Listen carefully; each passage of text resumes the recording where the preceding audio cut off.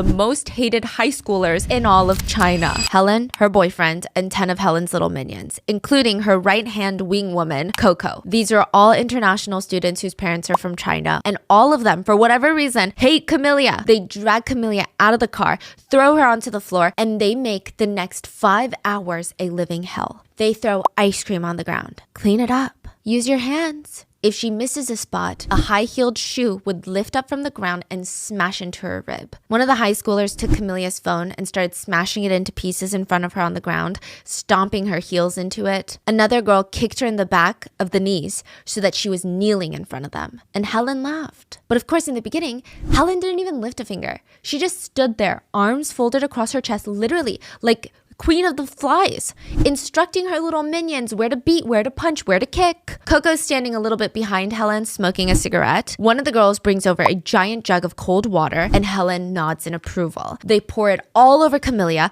Her entire hair and body are drenched in cold water, and at this point, the sun has set. In LA, it gets pretty cold at night. It's getting really chilly. But just to give you more context on how miserable this experience is, Helen sees Camellia holding on to herself, shivering. She says, "Someone take off her clothes." For a second, everyone went quiet. It's kind of an odd request. I mean, they never usually went that far. They would just beat people to a pulp, right? But getting them nude, it felt like it was crossing some sort of new barrier. Coco straightened her shoulders and said, "I'll do it." She asked 2 of the other girls to hold Camellia's arms while she was kneeling on the ground, and Coco forced all of her wet clothes off of her.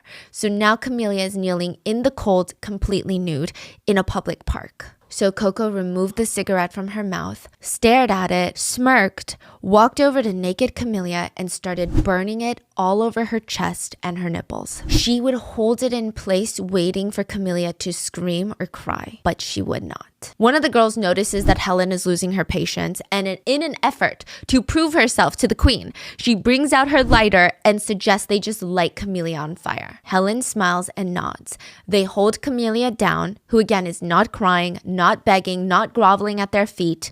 They try to light her hair on fire, but because these monsters, these people, had just soaked her completely in water, it doesn't work. Helen stared at all the parts of Camellia's chest that were basically burned and mutilated by Coco, but it just wasn't enough. Because now Helen's thinking, she could hide these behind clothes. She could wear clothes to school tomorrow and no one would know. If we can't light her hair on fire, let's just cut it all off. She turns to her boyfriend and asks him to go home to fetch a pair of scissors. He leaves, goes home to fetch a pair of scissors, brings it back. And finally, Helen kneels down, stares at Camellia's face, and she just starts roughly chopping off all her hair, throwing it onto the dirty, sticky, ice cream melted gravel beneath Camellia, and tells her, "Eat it.